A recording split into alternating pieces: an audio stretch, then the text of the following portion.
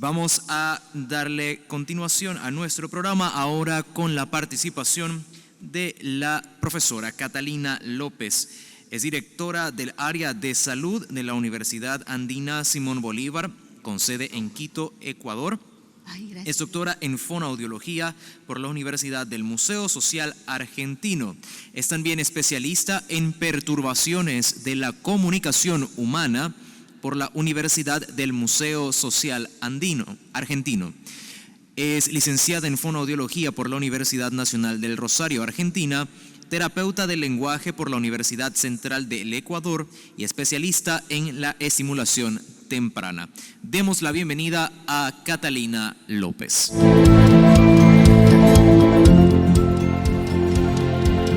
Bueno, esa foto era de algunos años atrás, así que... Bueno, creo que más que una ponencia, va a ser un espacio de compartir. Si bien toda mi vida he estudiado y sigo estudiando cada día, creo que cada vez me encuentro en una encrucijada de la comprensión de la realidad de la vida. El tema que voy a tratar de compartir es la sensitividad y la espiritualidad. Antes que nada, les digo en qué ando en este momento. Yo soy especialista en autismo y sobre todo en los últimos años he trabajado en los problemas de la comunicación no verbal. Y entonces me he abierto a un mundo totalmente nuevo. Les he escuchado con mucha atención el día de ayer y el día de hoy. He aprendido tantísimas cosas. A un cierto momento me he preguntado hacia dónde va el mundo y la preocupación de cada uno de nosotros científicos que trabajamos por el bien de la humanidad, o que al menos tratamos de aportar. Y al final, lo que les voy a compartir es justamente como la respuesta que yo he encontrado a todas estas preguntas. Yo voy a tratar de hablar de dos elementos: la espiritualidad andina, pero desde el concepto de sensitividad. La sensitividad después ustedes lo van a comprender, pero yo lo he comprendido mucho más entrando en la realidad andina, donde, y por eso les decía antes de mi trabajo actual, donde las palabras dejan de tener sentido y el cuerpo grita. Muchas veces me encuentro en las realidades de las comunidades y vuelvo a repetir la experiencia que Jesús seguramente habrá hecho del grito de dolor. Un grito de dolor que requiere ser escuchado. No sé si ser respondido, porque soy tan pequeña y diminuta pero que me ha llevado a experiencias nuevas. Yo creo que hablar de espiritualidad, como ustedes saben, no es hablar de religión. Es más, si yo me fijo en las palabras de Jesús, Él trajo una espiritualidad, no trajo una religión. Él habló de la espiritualidad. Y cuando voy a las comunidades y cuando comprendo que desde el mundo andino la espiritualidad trasciende las barreras y permite un encuentro. Permite un encuentro de ese ser supremo del que yo soy una enamorada, porque realmente me lleva a la felicidad. Y al mismo tiempo me abre a una realidad intangible, que en realidad es tangible. Intangible, como les decía, del dolor, pero es tangible al ver la realidad del prójimo. La espiritualidad, y les voy a contar una experiencia que hice justamente en una de las nacionalidades indígenas, cuando yo, en una búsqueda de comprender la espiritualidad después de haber sido y ser católica convencida, y esperemos más que convencida, práctica, me encontraba con una persona,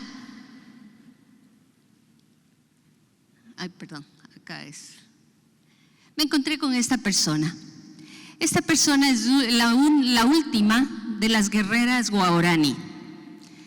Es de las personas que decidió pasar de una realidad de los pueblos no contactados a ser medianamente contactados.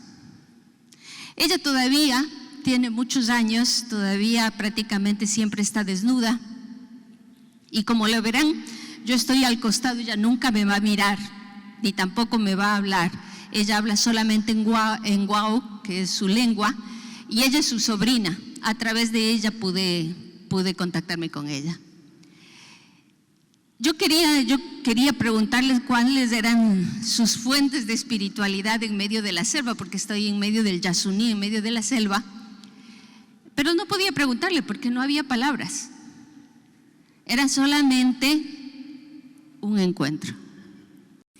Y en esa no mirada, ella se relacionaba con ese mono que lo van a ver ahí. Y yo volví a hacer lo que el Edelstein hablaba cuando habla de la percepción. Ella habla que la espiritualidad es la presentificación de una experiencia. No es recordar a un Dios, es volver a presentificar, es volver a vivir esa experiencia de encuentro con ese Creador. En esa presentificación yo llego a sentir su presencia y a ser su presencia. En ese momento cuando estaba con ella, me pareció súper interesante porque el espacio, si ustedes, bueno, ahí van a ver algo, pero el espacio era un espacio que, si ustedes quieren, era desordenado, bueno, había muchas cosas. Pero en cierto momento me encontré en la experiencia con ella de que el espacio desaparecía y el tiempo también. Porque en el mundo andino, el tiempo no existe. Ustedes pueden insistir en que lleguen temprano a las cosas y no logran comprender porque el tiempo no existe. Existe el encuentro en el tiempo. En esa experiencia, yo empecé a comprender que en realidad la espiritualidad que ella, lo que me estaba transmitiendo, era esa experiencia de habitar y ser habitado. Que después lo comprendí mucho más, estudiando mucho más la cultura andina, pero comprendí que ese habitar requería un solo movimiento, no requería tantas palabras, no requería tantas investigaciones, lo cual también es importante porque por eso estamos en el campo también de la ciencia, sino que requería un movimiento clave que es la apertura al infinito. Y yo me preguntaba, yo siempre he tratado soy terapeuta y les digo que trabajo en autismo, tenemos que dar alternativas, tenemos que hacer procesos. Y yo me encontré con una gran pregunta en la vida. Años investigo, años busco procesos, hago protocolos, pero en realidad, ¿cuánto he permitido ser habitada para poder dar la respuesta que necesito? Ahí ya ven un poquito más cómo es su lugar. Pero otra cosa que me impresionó es que, si bien es ella la última de las guerreras, ella vive con otros dos guerreros hombres que en ese momento no estaban porque habían ido a cazar, pero uno de ellos no habla. Y entonces después yo fui nuevamente para contarles que para llegar a su lugar tuve que caminar más o menos unas 7 horas para encontrarme con ella, así que estaba bastante exhausta en una temperatura súper alta. Y me encontré después con la pareja de ella, que no hablaba. Y como yo estudio autismo, yo decía, o sea, debe tener algún problema, ¿no? Pero después, al verle relacionarse, descubrí que tampoco eran necesarias las palabras. Y descubrí que una de las contaminaciones grandes de la sociedad son las palabras. Que en realidad, en lugar de explicar, oscurecen muchas veces. Tenemos tantas palabras en la cabeza que nos hemos olvidado que también en todo este mundo revolucionario, realmente la respuesta está en el ser habitados. Y ahí descubrí un concepto grande que después lo fui elaborando, o sea, mejor dicho, dos conceptos. Uno de los conceptos que descubrí con ella fue la ternura.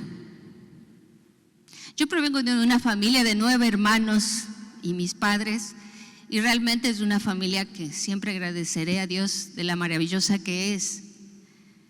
Pero ya grande descubrí la ternura a través de la relación que tenía esta persona con el mono. Y descubrí ahí un concepto que ya lo había escuchado varias veces, que en realidad nosotros somos seres relacionales. La primera relación es con sí mismo. Una relación que sí mismo está aparejada por la relación con un otro. La tercera relación es con el cosmos y la naturaleza. Pero no es una relación de que yo me relaciono lindo con la planta, porque la planta tiene vida, sino que yo soy la planta, porque los dos somos creación. Por eso muchas veces también se dijo que nuestros pueblos eran politeístas, que creían en muchísimos dioses, que creían en los dioses, en las plantas, en los animales, pero es un concepto totalmente errado del mundo occidental hacia lo que nuestros antepasados pensaban.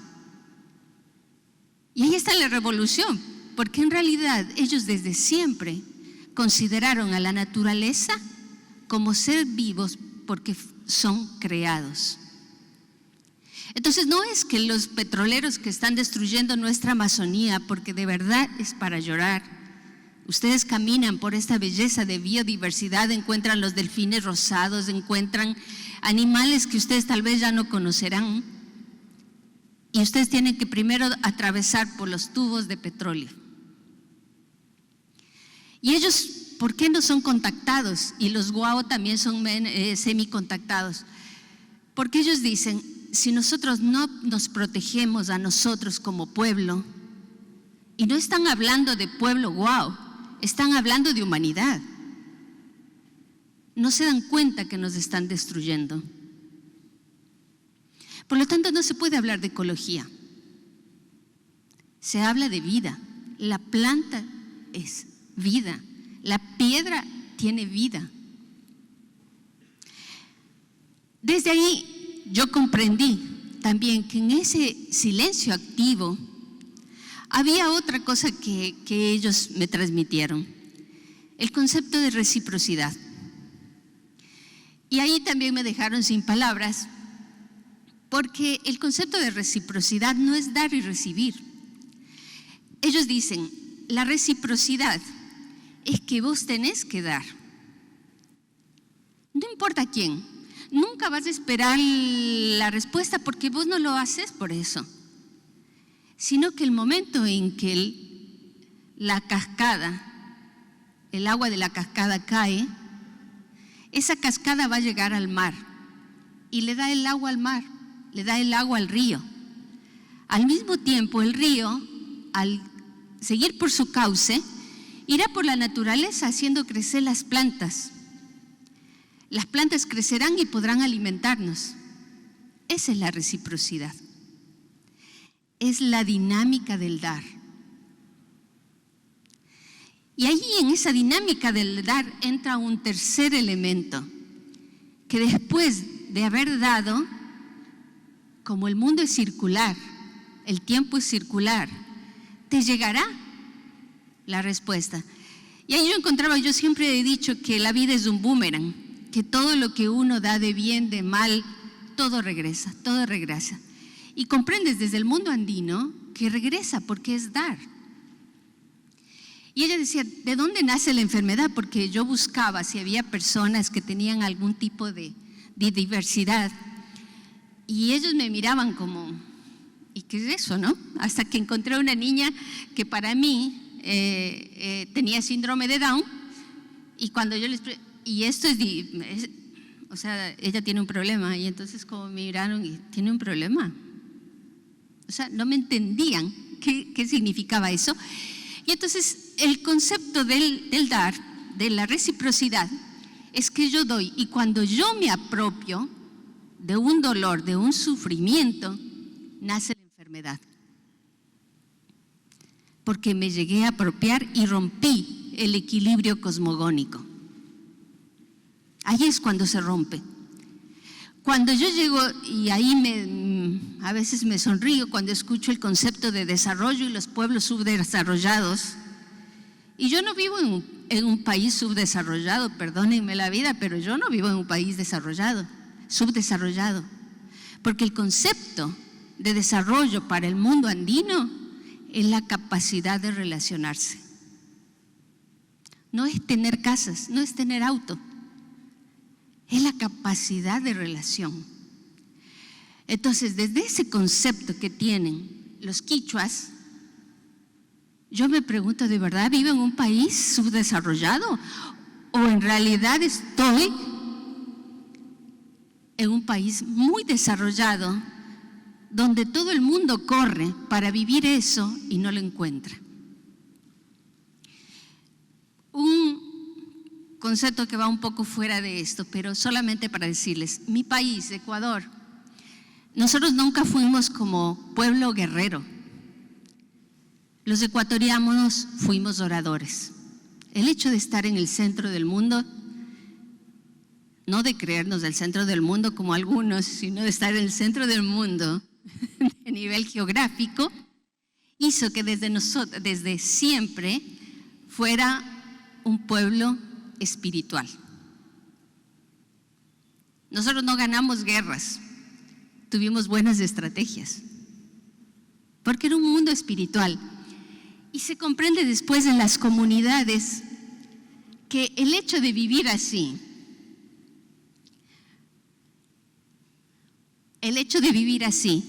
no es subdesarrollo. Lo que pasa es que ella no quiere tener nada más,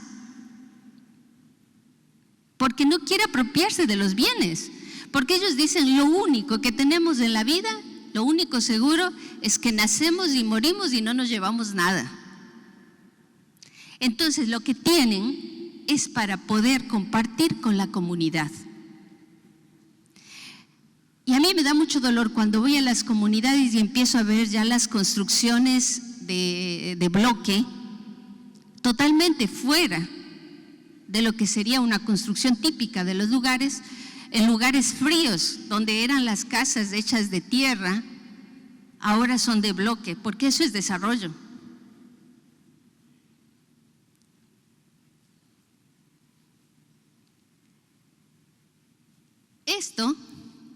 Esto que es circularidad de bienes, no es compartir. Este es el Huachacaray, es una fiesta que, este es de otro pueblo de Quichua. El Huachacaray es un momento que uno sube a la montaña y empieza a grita para agradecer a Dios. Y cada uno lleva, por eso es todo mezclado, porque cada uno lleva lo que la tierra ha dado. Por eso no pueden haber platos, sino que comen en las manos. A veces hay algunos que obviamente no tienen, pero es un grito, es una experiencia para mí súper particular. Cuando en el Huachacaray gritan para decir gracias, y aquí está lo que tengo para compartir.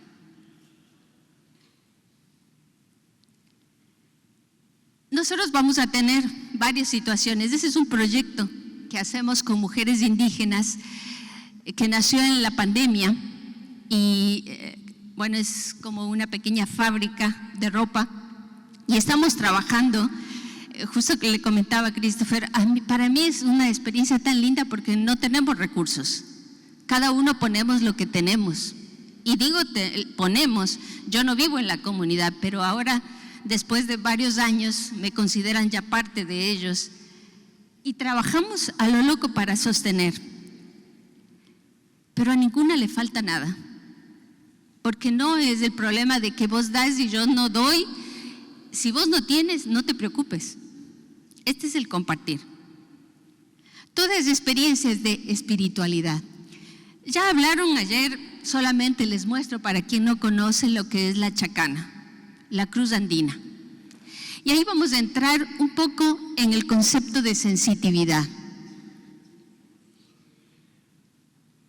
La cruz andina va a mostrar lo que es la espiritualidad andina. En la espiritualidad no existe un adentro y un afuera. No existe el arriba y el abajo. No existe la muerte y la vida. Por eso es que el 2 de noviembre, cuando es el Día de los Difuntos, ellos van a comer con los difuntos, porque ellos no se han ido, solamente cambiaron de vida. No se han ido. ¿Qué es lo que tratan de decir con estos conceptos? Y hay unos mucho más complicados, que en realidad el espíritu se materializa con una unión profunda entre lo increado y lo creado, entre lo intangible y lo tangible.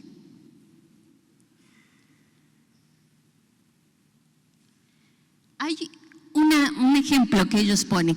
Dice, nosotros vamos a representar la pacha, ¿no? Como una fuente concéntrica de agua, el chaupi, que lo van a encontrar. Cuando hay dos corrientes que se unen, se produce el remolino. Y es ahí, en ese dinamismo, donde se produce el encuentro. A través de este ejemplo, ellos quieren mostrar que cuando se habla de espiritualidad, se habla de encuentro. Encuentro de mundos totalmente opuestos, pero que tienen que circular, inclusive de manera diferente, para poder llegar al encuentro. No se necesita que seamos iguales, al contrario, necesitamos ser distintos para poder llegar a esta experiencia de las dos pachas.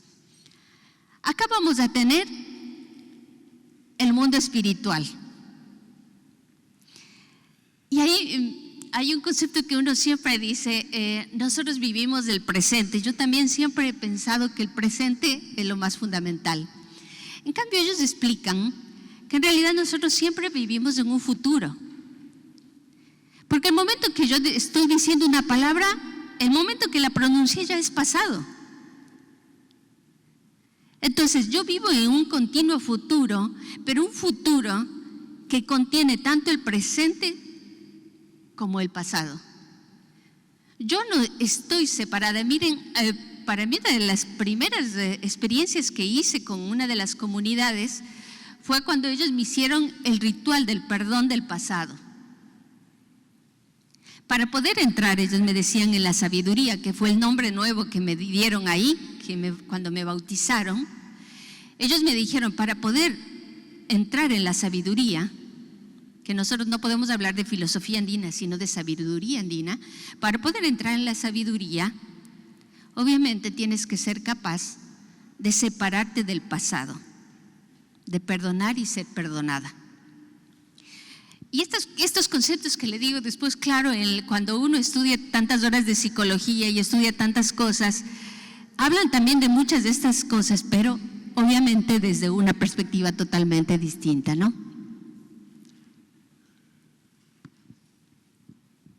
No les quiero, no quiero profundizar porque no tengo tiempo, así que no, voy a pasar. Tampoco les voy a explicar, es la cruz andina, donde ahí está todo. Está inclusive los tiempos de cosecha, porque como ustedes saben, inclusive nosotros, los mestizos, sabemos que en el huerto que tengo en mi casa no puedo sembrar cualquier momento y no puedo cosechar cualquier momento, porque yo estoy en una relación profunda con la tierra. Por lo tanto, tenemos el calendario que ahora mucha gente está entrando en esa nueva dinámica. Acá solamente he puesto dos cosas. La visión del runa. El runa quiere decir el puro. el puro, ese es el runa. La visión del runa es que dice, la espiritualidad es un escenario sagrado. Es la vida en plenitud. Se desarrolla en 3 espacios: Dios, persona y naturaleza, como expresión de la existencia de un Dios encarnado, materializado, lo van a llamar, no encarnado, materializado. La comunidad es el espacio vital de encuentro y de convivencia espiritual entre la naturaleza y el ser humano. La espiritualidad conjuga la vida y la muerte, la bondad y la maldad, la luz y la oscuridad, lo femenino y lo masculino. Es parte de la vida porque se hace semilla, el muyu que le llaman, que pierde su vida para generar una nueva. Es la que une la muerte con la vida, ya que la muerte es el inicio de una nueva etapa. Y el alma pasa a ser una sola, en esta vida y en la otra. Es la espiritualidad la que une la vida terrena con la vida eterna. Por eso hablar de espiritualidad no es salir de la realidad que yo veo, sino es entrar, siendo habitada, a incidir en la transformación de esa realidad que yo veo.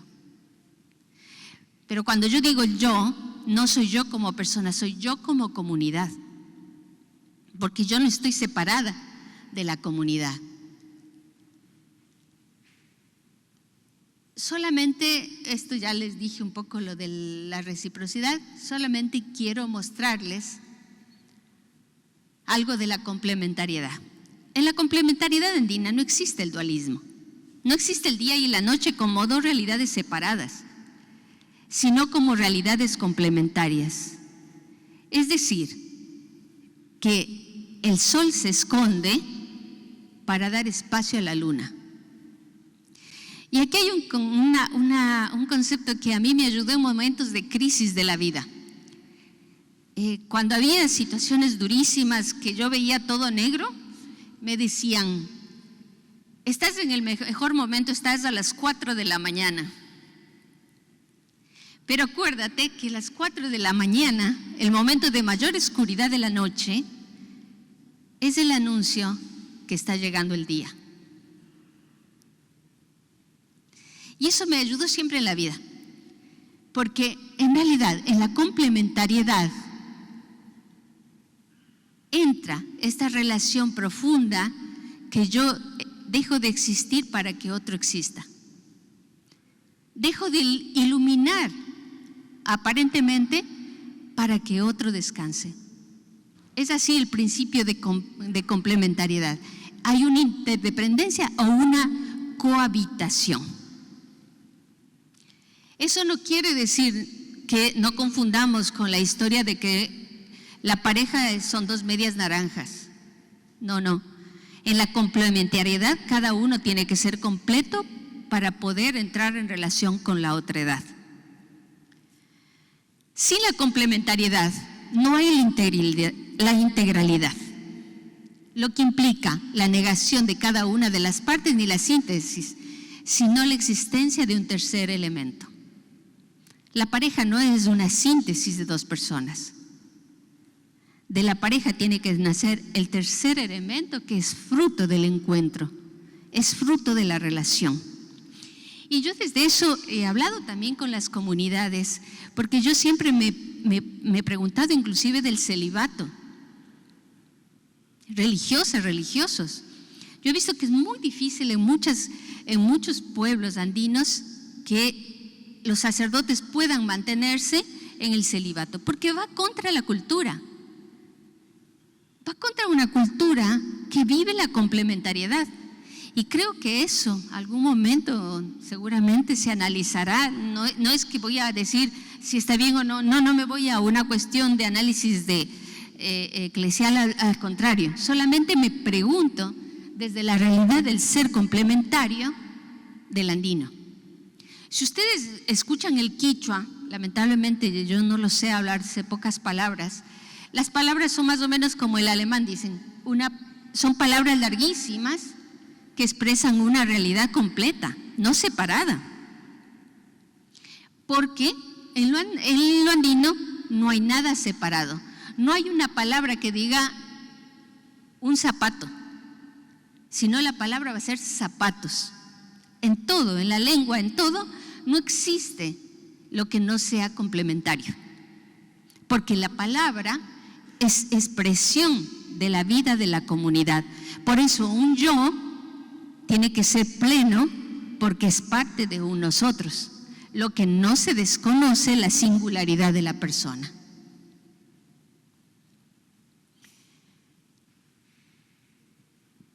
¿A qué puedo llegar con todas unas pocas líneas que estoy tratando de explicar, o de comentar mi experiencia? Que el equilibrio cosmogónico se basa en las relaciones. Pero como yo les decía, en las 5 relaciones, con sí mismo, con el otro, con el objeto, que esta no les hablé, pero el objeto es algo que yo uso, pero que no me puedo apropiar de él. Por eso yo no puedo tener muchas cosas. El otro es la relación con el cosmos, y lo que atraviesa es la espiritualidad como 5ª relación.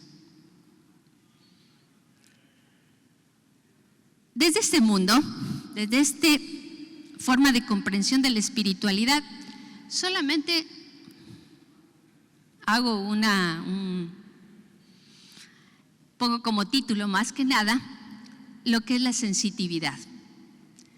Porque para poder comprender la espiritualidad, tengo que comprender la sensitividad.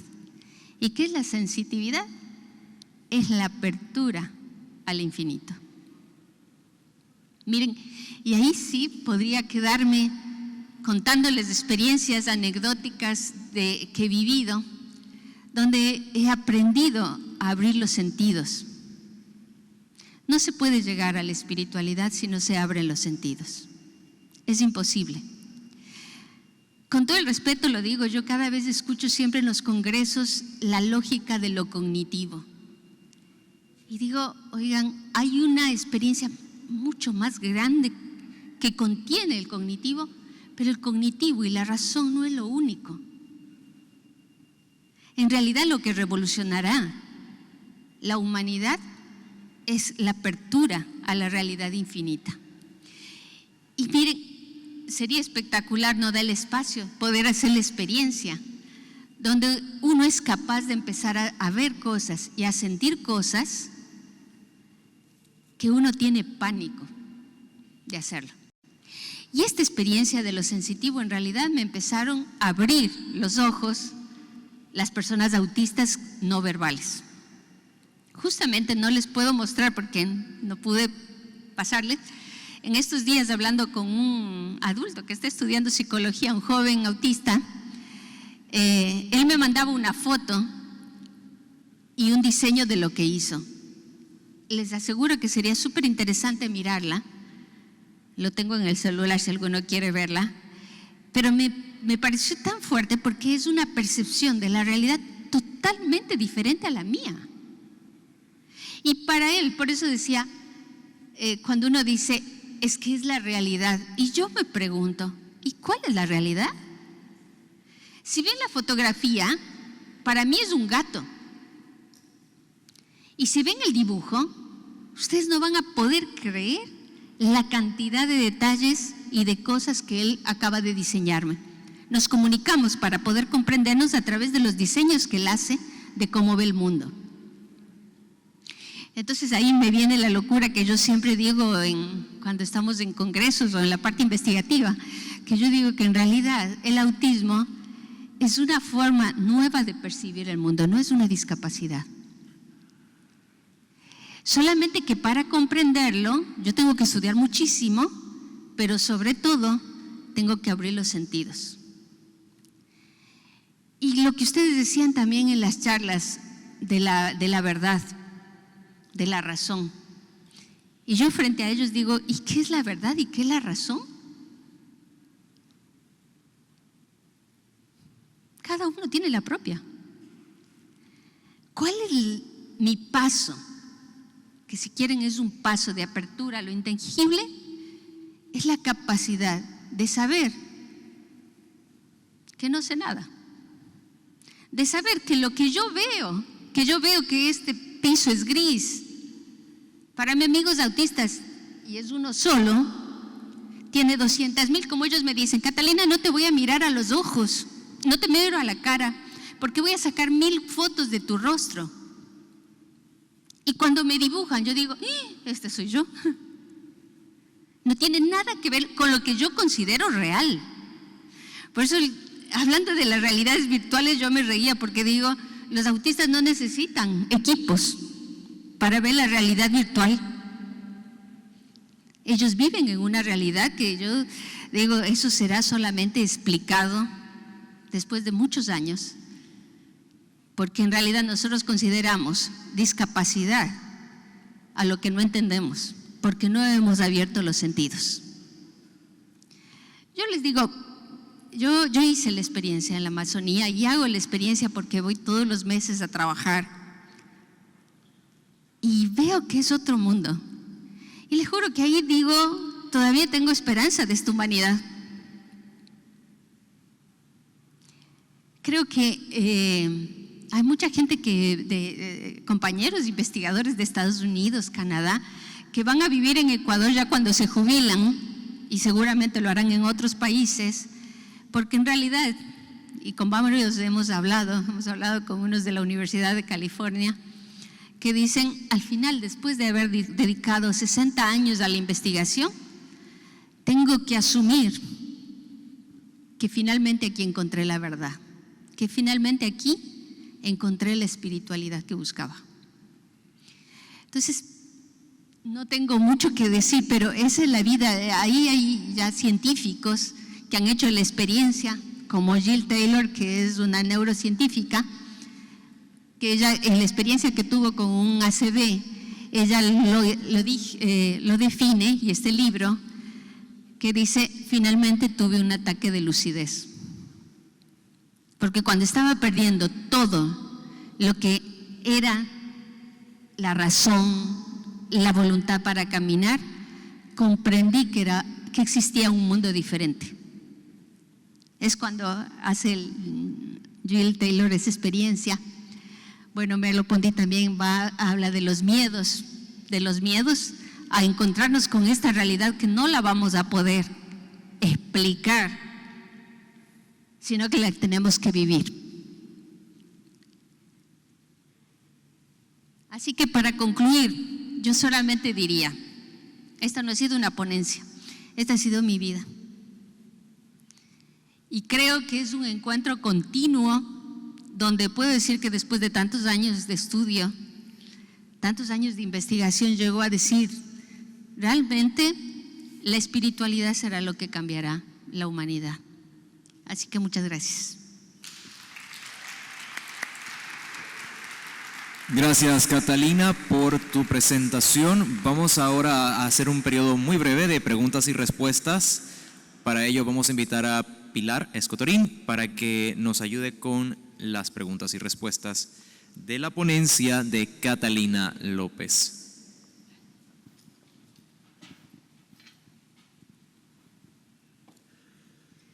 ¿Preguntas en papelitos? Aprovechen, ahí hay una. Digo, yo tengo 3 páginas escritas, entonces prefiero dar la oportunidad. Yo la tengo más cerca a Catalina para hablar. Entonces, es un tema apasionante. Quienes seguimos tu trabajo, yo nunca me dejo sorprender de escucharte siempre algo que me sorprende. Y no sé si hay alguna pregunta que pueda llegar sobre lo que ha dicho Catalina. Bueno, yo hago una mientras, a ver si se animan. A ver, lo primero que se me viene de preguntarte, tú eres cristiana, digamos, ¿no? Y, bueno, más o menos católica, ¿no? De alguna manera, practicante parece, ¿no? Y entonces, ¿este encuentro con la cultura andina te puso en crisis tu fe? Pregunta número 1.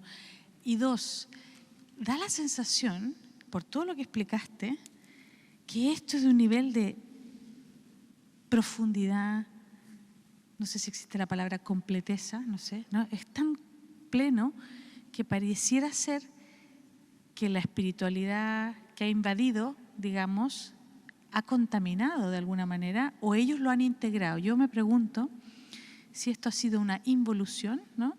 ¿Y tú dentro lo tienes resuelto? O sea, ¿tú tienes dentro resuelto este encuentro o estás dividida? Interesante tu pregunta, como siempre. No, yo decía, soy una católica convencida, pero tengo mis reservas tal vez con ciertos ritos, con ciertas cosas.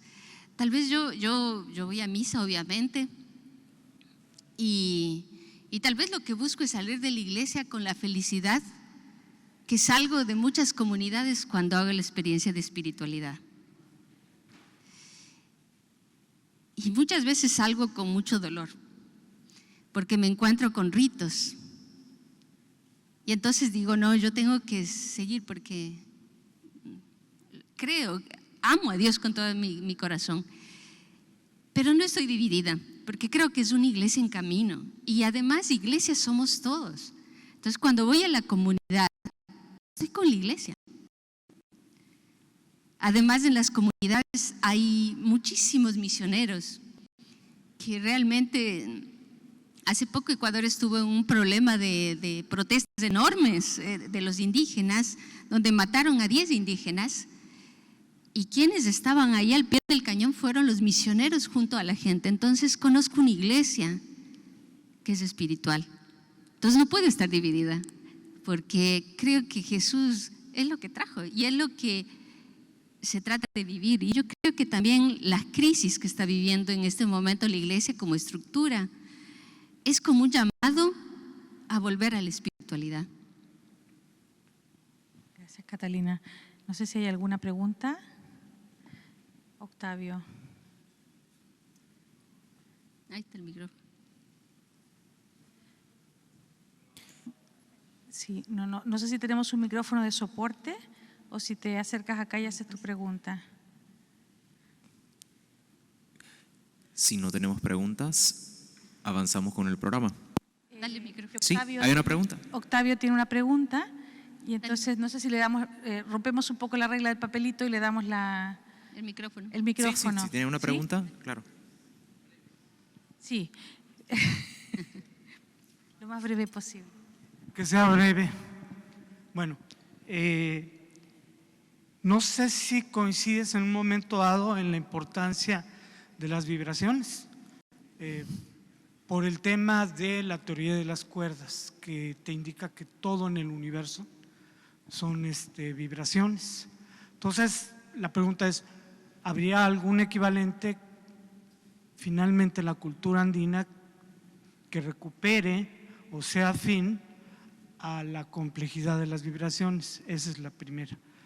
Y en la segunda, celebro mucho también la perspectiva de superación, antagonismos y la dialéctica que subyace detrás de lo que nos has expuesto en las culturas andinas, que permite establecer un puente bien interesante entre culturas ancestrales y algunos de los más avanzados paradigmas en la ciencia que han refutado buena parte de ciertas visiones ideológicas, ¿no? La lucha de contrarios, la lucha de clases y otro tipo de planteamientos, ¿no? Entonces es interesante establecer ese puente de comunicación.